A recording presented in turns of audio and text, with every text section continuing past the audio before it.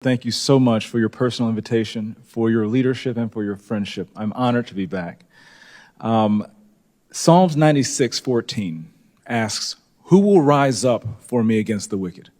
Who will take a stand for me against evildoers?" Nigeria is facing one of the gravest religious freedom crises in the world.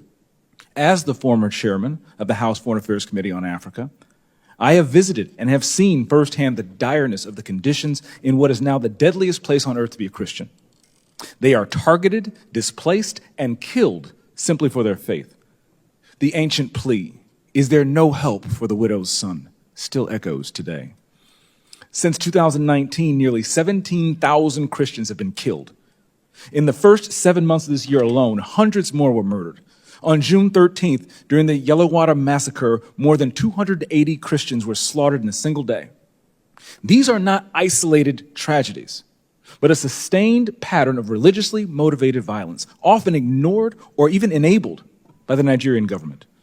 Extremist groups like Boko Haram, Fulani militants, and ISIS West Africa attack often without any meaningful intervention from authorities. The lack of response has created an atmosphere of impunity where Christians continue to live in constant threat and fear. The United States has previously recognized this crisis. President Trump not only designated Nigeria as a country of particular concern during his first term, but redesignated it again in his second term after President Biden inexplicably removed that designation. Religious persecution is tied to political repression and weakening institutions in Nigeria. Example, the detention of Mazi Nnamdi Kanu is a clear example. In 2022, Nigeria's Court of Appeal struck down the charges against him and ordered his release. The UN Working Group on Arbitrary Detention has also called for his unconditional release. Yet he remains in solitary confinement, in deteriorating health, and recently had to represent himself in court. Nigeria has signaled that the law is optional and targeting Christians is fair game. Just hours ago this morning, despite the pleas and cries of the Nigerian people and many Nigerian lawmakers, Mazi Nnamdi Kanu was convicted on all charges. For fiscal year 2025, the U.S. has requested nearly $8 billion for sub-Saharan Africa. But when Americans see political prisoners, judicial defiance, and the slaughter of Christians, they understandably ask as they meet their own struggles, why should our tax dollars support governments that refuse to protect their own people? Is our aid aiding a genocide? Nigeria is a nation of tremendous potential, but that potential is being choked out by violent persecution of its Christian population. No country can build a stable future where churches are burned, believers are killed, and communities live in fear. The United States must stay engaged, and Nigeria must change course now. Mr. Pratt, a direct question. Do you believe, in your professional assessment, that the government of Nigeria has been infiltrated by jihadists?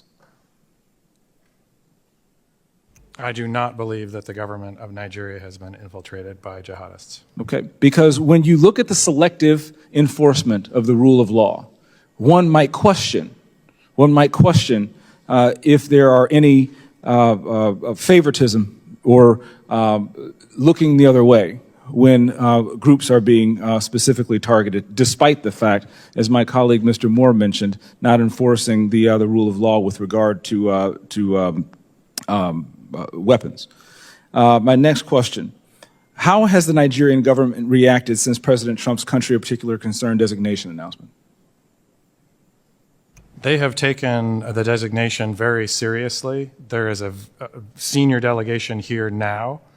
They will meet with the most senior officials of the U.S. government this week, and we have already demarched the government in Abuja and here in Washington on the action plan, and I can say that the results so far have been positive in terms of cooperation. The Nigerian government needs to do more to address this issue themselves, but what measures are being taken to assist Nigeria to increase its focus on persecution, particularly in the Middle Belt?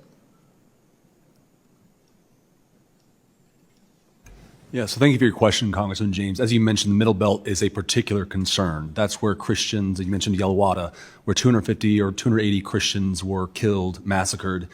They were targeted because they were Christians. Churches have been burned there. There have been internally displaced people there. And so we're reviewing all options at the State Department, including Chairman Smith, you mentioned in our bureau, we have Global Magnitsky Act sanctions. We have other tools at our disposal as well to make sure that Nigeria, the Nigerian government gets the message that we are serious about the persecution of Christians and other communities as well, but particularly Christians right now who are suffering disproportionately in the Middle Belt. Thank you for your answer, Mr. Chairman. Thank you for having me again. God bless you.